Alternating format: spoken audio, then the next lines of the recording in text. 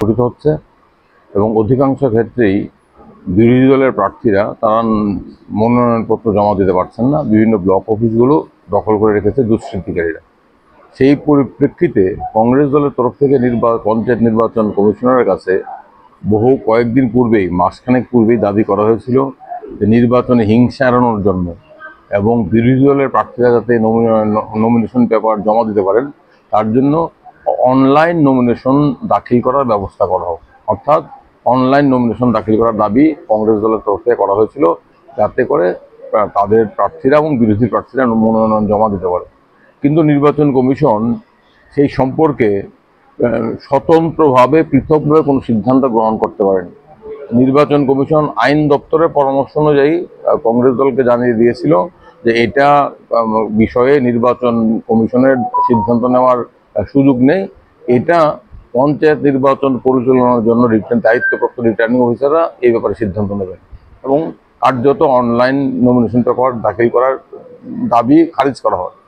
এবং তার ফলশ্রুতি কি হচ্ছে আমরা দেখতে পাচ্ছি, 35টা ব্লকের মধ্যে প্রায় 6-7টা ব্লক বাদে বাকি ব্লকগুলোতে কংগ্রেস দল এবং বিরোধী দলের প্রার্থীরা, সিপিআইএম, অন্যান্য দলগুলো তারা ঢুকতেই পারছে না নমিনেশন দেওয়ার জন্য।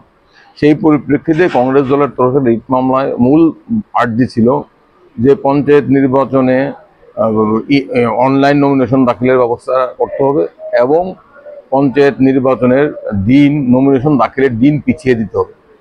আজকে আমাদের উচ্চ আদালতের মাননীয় বিচারপতি অরিন্দম লোধ এবং মাননীয় বিচারপতি এস দত্ত পুরকায়স্থের ডিভিশন বেঞ্চে এই মামলাটি উঠেছিল।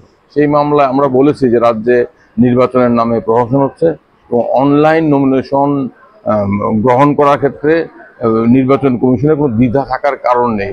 কারণ আমরা বর্তমানে ডিজিটাল যুগে আছি, সমস্ত কিছু ডিজিটাল মাধ্যমে হচ্ছে, তাহলে কেন নমিনেশন পেপার অনলাইনে জমা দেওয়া যাবে না? এবং সেক্ষেত্রে আমরা উচ্চ আদালতের কাছে প্রয়োজনীয় নির্দেশ প্রার্থনা করেছিলাম। আপনারা জানেন যে একবার নির্বাচনী প্রক্রিয়া শুরু হয়ে গেলে, সেটা সাধারণ নির্বাচনই হোক কিংবা পঞ্চায়েত নির্বাচনই হোক, আমাদের নির্বাচনী আইনে এবং আমাদের সংবিধানের ব্যবস্থা অনুযায়ী এবং সুপ্রিম কোর্টের বিভিন্ন রায় অনুসারে উচ্চ আদালতের হস্তক্ষেপ করার সুযোগ খুবই সীমাবদ্ধ। এটা আইনত, যেটা বাস্তব সত্য।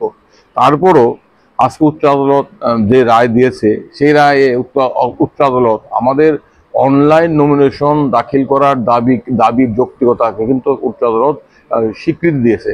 কেন স্বীকৃতি দিয়েছে?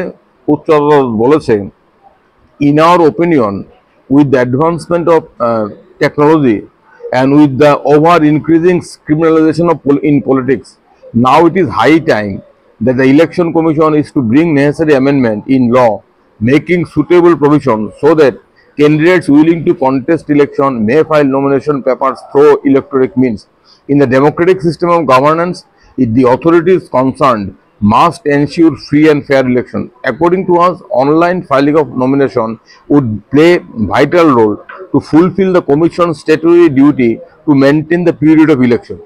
এটা নির্বাচন কমিশন এই পর্যবেক্ষণ দিয়েছে। কিন্তু যেহেতু আমাদের ত্রিপুরা পঞ্চায়েত আইন এবং পঞ্চায়েত নির্বাচন সংক্রান্ত বিধিতে অনলাইন নমিনেশন দাখিলের কোনো ব্যবস্থা নেই, তার জন্য উচ্চ আদালত সরাসরি নির্দেশ দিতে পারেনি। কিন্তু উচ্চ আদালত এই পর্যবেক্ষণে আমাদের যে দাবি নৈতিক যৌক্তিকতা স্বীকৃতি পেয়েছে এবং উচ্চ আদালত একটা অত্যন্ত প্রাণিধানযোগ্য মন্তব্য করেছেন ত্রিপুরা রাজ্যে পঞ্চায়েত নির্বাচনকে কেন্দ্র করে চলমান হিংসার পরিপ্রেক্ষিতে। কি মন্তব্য?